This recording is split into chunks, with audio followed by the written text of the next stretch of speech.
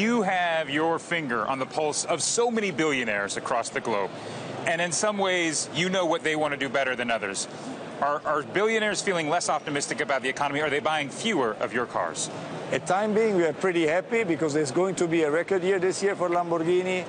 And there is always lights and shadows. But overall, globally, we can be happy because we are trying to be very regionally independent so that if we have local crisis, this is not going to affect the global sales. So the slowdown in China isn't affecting your sales? The slowdown in China, we already felt years ago. And we are stable now because also we have new cars stepping in, and this is an advantage for us in a weak market like the Chinese market. But we also have to say that we have other markets which are much stronger, which are offsetting the risk we have in China today. Your starter car starts around $260,000 US. What do you expect sales to be with the convertible version, the sales to be for 2016? Let's first focus on 2015. Last year we had a record year with 2,530 cars.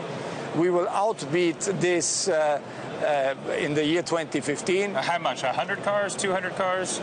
It will be more than 100. It will be for sure more than 100.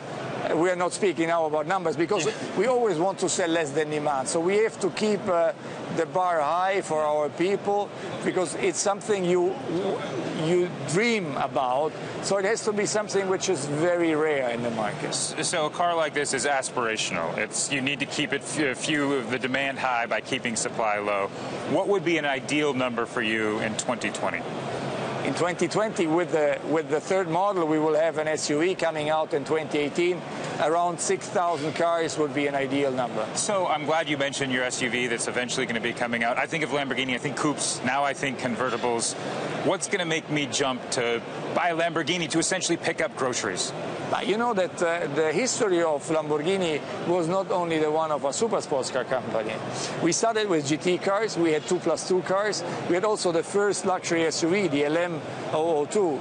So we are preparing the ground over years and years to be receptive for what is coming next, and a third model is going to help the company in every sense. It's also going to help the investments for the new super sports cars. Well, we wish you luck with that. And with that, Tom, we will send it back, Tom and Brendan, back to New York. We see some expensive cars all across this motor show, and the pace of the billionaires, they're not slowing down, at least according to this CEO.